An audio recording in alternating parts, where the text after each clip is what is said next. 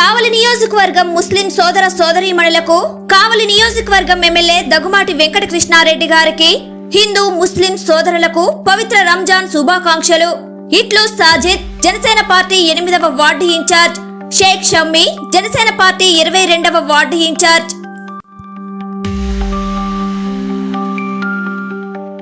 Hi, hello, నమస్తే, welcome to CMD news. నా పేరు కామాక్షి. ముందుగా సిఎండి న్యూస్ ప్రేక్షకులందరికీ కూడా ఉగాది శుభాకాంక్షలు అండి. ఇప్పుడు మనం చూసుకున్నట్లయితే పార్వతమ్మ రోడ్లో అయితే మనకి ఇక్కడ ఉగాది పచ్చడి వితరణ అనేది చేయడం జరుగుతుంది. ఉగాది పచ్చడి అంటేనే మనకు తెలుసు 5 రకాలైన రుచుల కలయిక అని చెప్పి. సో 5 రుచులు కలిపి ఇక ఒకే దగ్గర ఉగాది పచ్చడి చేసి అయితే ఇక్కడ మన కమిటీ సభ్యులు అయితే వితరణ చేయడం జరుగుతోంది. సో అసలు ఎప్పటి నుంచి చేస్తున్నారు, ఏంటి ఆ విశేషాలన్నీ కూడా అడిగి తెలుసుకునే ప్రయత్నం అయితే మనం చేద్దాం. వెంకటరెడ్డి సార్, ఈ ఉగాది పచ్చడి వితరణ అనేది ఈ పార్వతమ్మ రోడ్లో ఎన్ని సంవత్సరాల నుంచి చేస్తూ ఉన్నారు? గత 15 సంవత్సరాలుగా ఆంధ్రప్రదేశ్ ఉపాధ్యాయ సంఘం తరపున కావల్ డివిజన్ కేంద్రంగా కావల్లో ఇక్కడ మన శివాజీ సెంటర్ ట్రంక్ రోడ్లో ప్రతి సంవత్సరం నిర్వహిస్తున్నాము. ఈ డివిజన్ కేంద్రంగా 5 మండలాలు ఉన్నాయి. బోగోలు, కొండాపురం, కలిగిరి, జలదంకి, కావలి. ఈ 5 మండలాలు అపస్ బాధ్యులు కలిసి ఈ కార్యక్రమాన్ని దిగ్విజయంగా గత 15 సంవత్సరాల నుంచి నిర్వహిస్తున్నాం. ఈ ఉగాది యొక్క ప్రాశస్త్యము మరియు ఈ యొక్క సంస్కృతి సంప్రదాయాలు ప్రతి ఒక్కరికి తెలియాలి.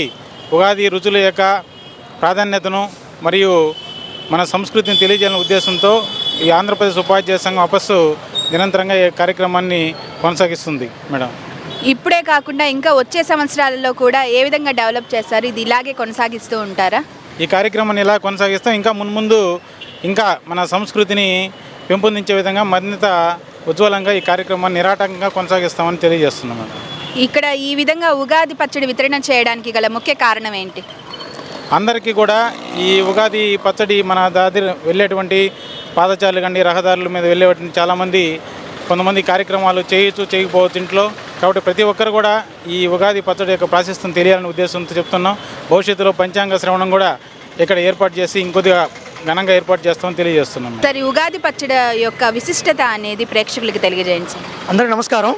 ఉగాది శుభాకాంక్షలు ముందస్తు కావలి పట్టణ ప్రజలందరూ కూడా ఉగాది శుభాకాంక్షలు తెలియజేస్తున్నాం. ఆంధ్రప్రదేశ్ ఉపాధ్యాయ సంఘం తరఫున గత 15 సంవత్సరములుగా ఈ శివాజీ సెంటర్లో మా బాధ్యులందరం కలిసి ఈ ఉగాది పచ్చడి వితరణ కార్యక్రమం చేస్తూ ఉన్నాం.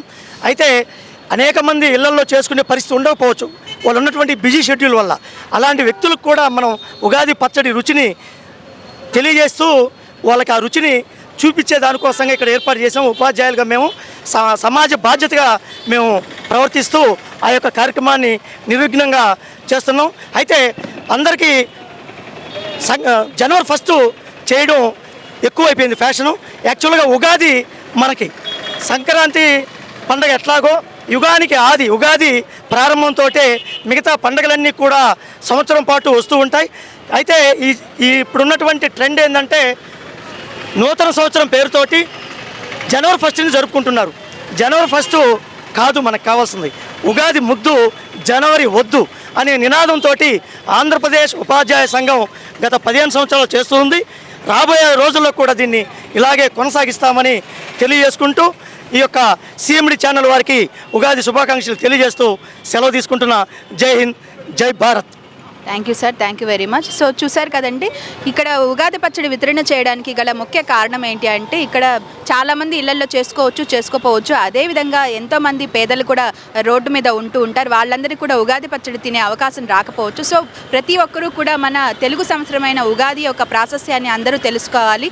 అదేవిధంగా ఉగాది పచ్చడిలో ఉన్నటువంటి ప్రతి ఒక్క 5 రుచులు కూడా అందరికీ తెలియాలి, అందరికీ చూపించాలన్న ఒక ప్రధానమైన ఉద్దేశంతో ఉపాధ్యాయ సంఘం వారైతే ప్రతి సంవత్సరం కూడా చేయడం జరుగుతుందంట. సో 15 సంవత్సరాల నుంచి కూడా ఇదే విధంగా చేస్తూ ఉన్నారు. ఇంకా కూడా డెవలప్ చేసే అవకాశం ఉందని అయితే ఇక్కడ ఉపాధ్యాయ సంఘం సభ్యులు అయితే చెప్తూ ఉన్నారు. కెమెరామ్యాన్ వేణుతోటి కామాక్షి, పార్వతమ్మ రోడ్డు నుంచి.